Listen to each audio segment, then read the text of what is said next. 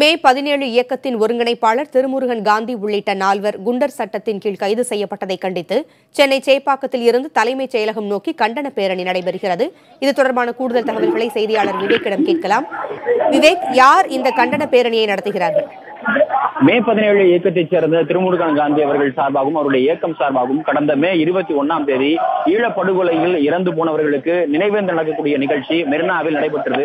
இதை அனுமதி இல்லாமல் நடத்தினார் என்ற குற்றச்சாட்டின் அடிப்படையிலும் அனுமதி இல்லாமல் கூடினார் என்ற குற்றச்சாட்டின் அடிப்படையிலும் அவர் கைது செய்யப்பட்டிருந்தார். அதன் பிறகு மே 29ஆம் தேதி திருமுருகன் காந்தி, டைசன், இளமாறன், அருண்குமார் ஆகிய 4 பேர் மீது குண்டர் சட்டமானது போடப்பட்டது. இந்த குண்டர் சட்டத்தின் அடிப்படையில் தற்போது அவர்கள் சிறையில் இருக்கிறார்கள். இந்த நிலையில் அவர்களை குண்டர் சட்டத்திலிருந்து விடுவிக்க வேண்டும் என்றும் அவர்கள் மீது குண்டர் சட்டம் போடப்பட்ட தவறு என்றும் பல்வேறு அரசியல் கட்சிகள் இயக்கத்தினர் தரப்பினர் கருத்து தெரிவித்திருந்தனர். இந்த கோரிக்கையை வலியுறுத்தி குண்டர் சட்டத்தில் கைது செய்யப்பட்டிருக்கக்கூடிய 4 பேரையும் விடுதலை செய்ய வேண்டும் என்றும் இந்த குண்டர் சட்டம் போட்டதை கண்டிக்கிறோம் என்கிற அடிப்படையிலும் தமிழர் வாழ்வுரிமை கூட்டமைப்பு என்கிற ஒரு கூட்டமைப்பின் சார்பாக பல்வேறு இயக்கங்கள், கட்சிகள், அமைப்புகளின் சார்பாக தற்பொழுது சென்னை சேப்பாக்கத்தில் இருக்கக்கூடிய விருந்தினர் மாளிகை அருகே தற்பொழுது கண்டன பேரணியும் ஆர்ப்பாட்டத்தையும் தொடங்கி இருக்கிறார்கள்.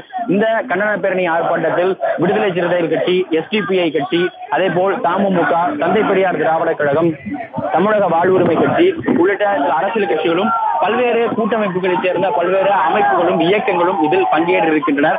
சுமார் 2000 பேருக்கு மேலாக பல்வேறு இயக்கங்களைச் சேர்ந்தவர்கள் இதில் கூட்டாக சேர்ந்து இவர்கள் இந்த பேரணியில் ஈடுபட்டிருக்கிறார்கள்.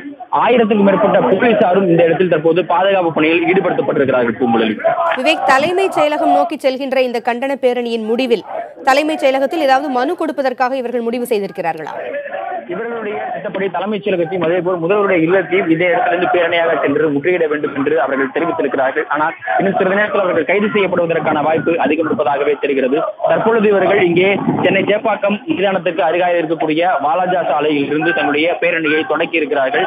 இந்த பேரணியானது இங்கிருந்து நேரடியாக சென்று தலைமைச் செயலகத்துக்கு செல்லக்கூடிய கவர்மெண்ட் எஸ்டேட் என்று சொல்லும் அரசினர் தோட்டம் வழியாக உள்ள சாலையில் சென்று இணையும். அப்பொழுது அந்த இடத்தில் அவர்களை கைது செய்வதற்கு காவல்துறையினர் திட்டமிடுகின்றனர். சுமார் 2000 பேருக்கு மேல் இந்த போராட்டத்தில் பங்கேற்கக்கூடிய சிலர்கள் அவர்களை கைது செய்வதற்காக ஏராளமான வாகனங்கள் கொண்டு வரப்பட்டிருப்பதையும் அதிக அளவிலான போலீசார் தற்பொழுது இங்கே குவிக்கப்பட்டிருப்பதையும் பார்க்க முடிகிறது. அவர்கள் பல்வேறு தரப்பினரும் இந்த இடத்துக்கு வந்திருக்கக்கூடிய நிலையில் ஒவ்வொரு கட்சியின் சார்பாகவும் ஒவ்வொரு இயக்கத்தின் சார்பாகவும் முன்னணி தலைவர்கள் இதில் அவர்கள் பங்கேற்று தங்களுடைய ஆதரவை தெரிவித்திருக்கிறார்கள்.